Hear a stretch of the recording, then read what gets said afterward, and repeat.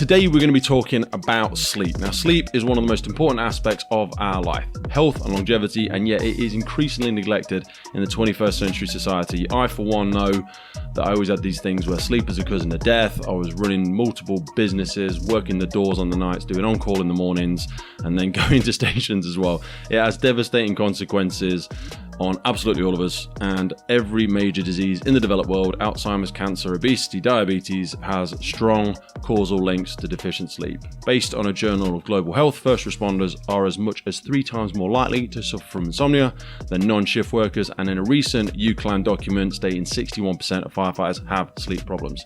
Today I am speaking with Dan. Dan Evison is a father of 3, so he knows a lot about sleep deprivation. He's also a firefighter and watch manager of 22 years, and in the last few years he has developed himself into an adult sleep coach and consultant. I felt stuck, I felt emotional, I felt tired. They're the 3 things, to sort of package that up.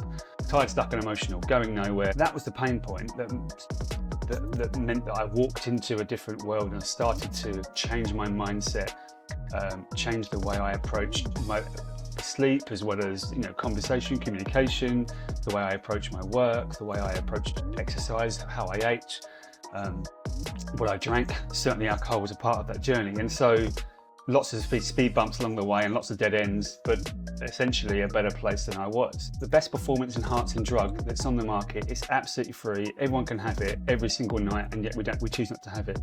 Sports athletes and teams are diving into sleep, knowing that these are the marginal gains that they can really help impact their athletes, and it's a free performance enhancing drug. There's no test that's going to catch you out with this. This is absolutely free. If you was to put in a pill, that this thing is going to improve your health and well-being, it's going to improve productivity, it's going to ensure that your immune system is strengthened, you're going to not have cancer, diabetes, or less risk of cancer, diabetes, Alzheimer's.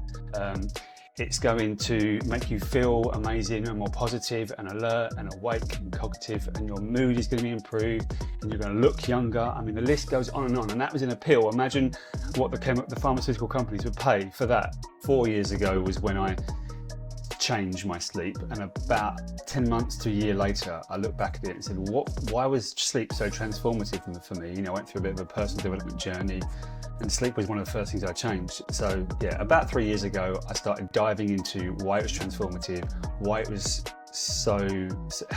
why it shifted my world so much, and such direct and indirect positive outcomes for me and such positive changes. So that's when I really dived into sleep and started listening to podcasts, reading, learning, understanding, and just diving into this wonderful world of sleep, and became so passionate. I remember, and every time I talk about it, even now, goosebumps on my arm, because I remember sitting in the gym with my headphones on, listening to Matt Walker, Why We Sleep, as you've already referenced, and I was like, mouth wide open, that cannot be true. That cannot be the science that we have found. And so it was, and whilst I read into that and learned it, and I can share that with you today, what I heard from him was just mind-blowing. I had lots of colleagues who were struggling to sleep before at work, before shouts, after shouts, at home, and that's where all of that passion that I had for understanding and learning it came into it. I did some qualifications and some accreditations through coaching and through sleep, and then that's where I started to help colleagues and really see the benefit. Adenosine is this chemical within our brain that releases, the longer we're awake, the more that's released. So this chemical builds up through the day. It's known as sleep pressure or sleep drive, and that's essentially one of the main reasons of how we sleep. One main reason of how we sleep is just adenosine. This chemical builds up in our brain whilst we're awake, moving, talking, being social, working, exercising. And the longer we're awake, the more that chemical builds up. So when you wake up, you should be at the bottom of the mountain and you're trying to get to the top of the mountain, and that's bedtime. And what caffeine does, as you already mentioned, is it blocks, it stops you on that trek up the mountain.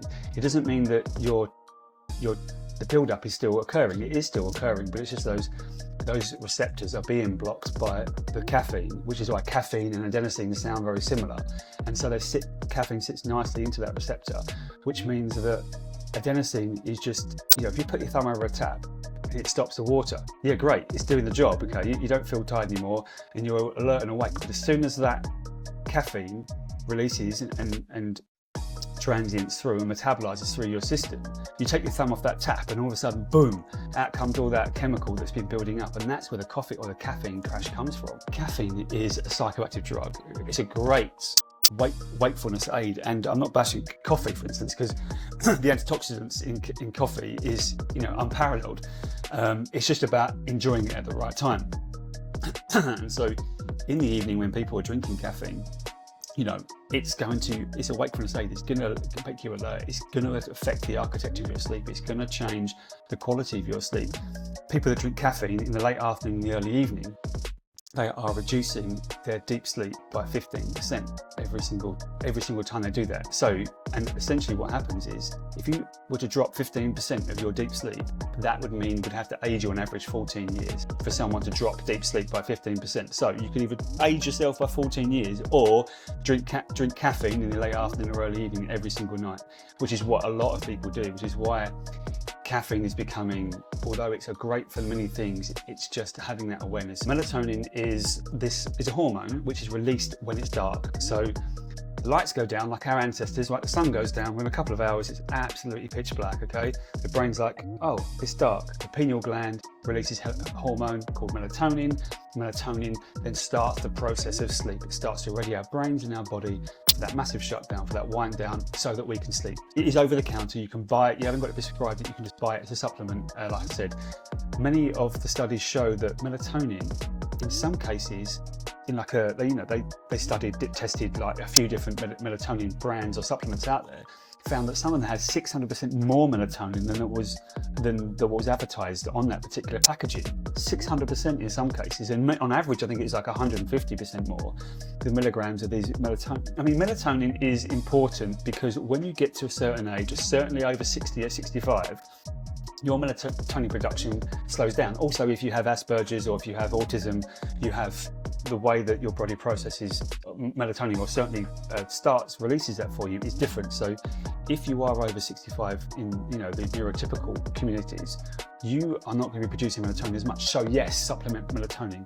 Understand how much you're short by and start to supplement that. That is certainly something which can impact. But so many people just go, oh, I can't sleep, I must take my... Society champions the early bird and just absolutely ignores sometimes the night owls, because our modern society, it works best for an early bird. We get up at the crack of dawn, we go and farm the fields and we sow and we reap them, we're cracking on and we're getting everything done, and then we come back and we can enjoy the family time and a lovely supper and all that stuff. And that's just been entrained within ourselves for so long that when it comes to actually, I'm going to lay in bed until 10 a.m. because I'm best at 3 in the afternoon, and then I'm going to do my most productive and creative work about 5 o'clock at night. And everyone's like, no. You've not seen what's been going on for the last 1,000 years, but you're not going to be doing that. And if you are going to be doing that, we're going to kick you out of the tribe. And so we have night owls, which are great for night work and for night shifts. The studies, not even my thinking, the studies and the data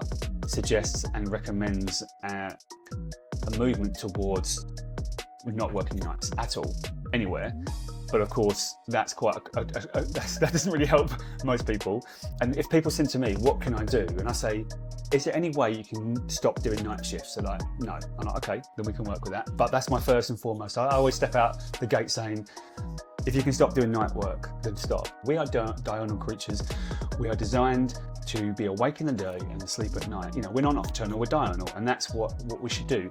So we are not built to be awake through the nighttime period. In the Western world, the two most feared conditions are cancer and Alzheimer's, certainly in the Western societies. And we understand now that Alzheimer's is linked to poor sleep quite strongly, not suggestive anymore. It's really causal when there's some of that stuff is really growing. And we know that Alzheimer's and poor sleep go hand in hand.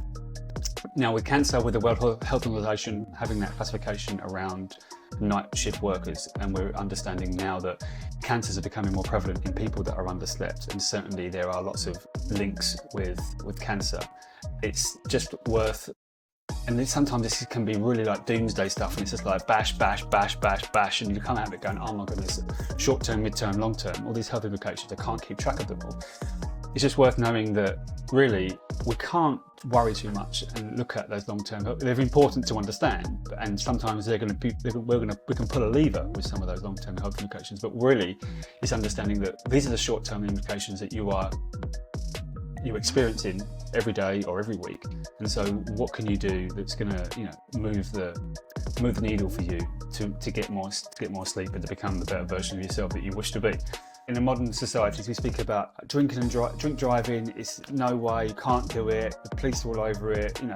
There's been public health campaigns. We don't drink and drive. We understand that if you get charged up, jump in your motor and think, I'm gonna get home, it's gonna potentially cause death by dangerous driving, or you're gonna cause a serious accident.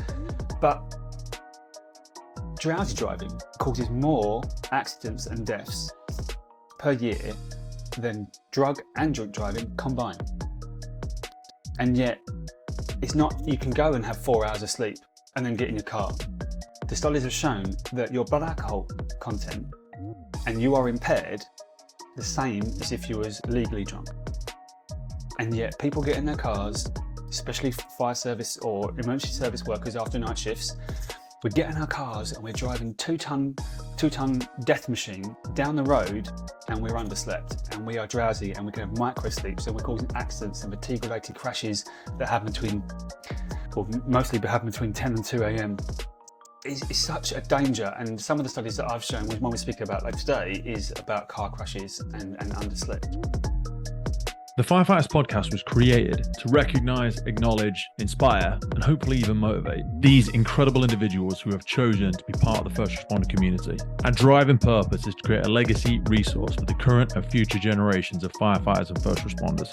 We get some incredible feedback from listeners and guests. And as the podcast grows, our desire to create longevity and sustainability means we are asking for the support of our listeners. If you want to support the podcast, if you want to get discounts to our merchandise, hoodies, clothing, coins, patches, tallies, and also access to all of the incredible documents get shared with us from our podcast guests and sector leaders, then please head over to our Patreon page, and for just £3 a month, you can support the future of the podcast. Please finally hit that follow, subscribe, or rate button on the platform you're listening. And wherever you're in the world, please support your emergency services responders. And thank you for listening.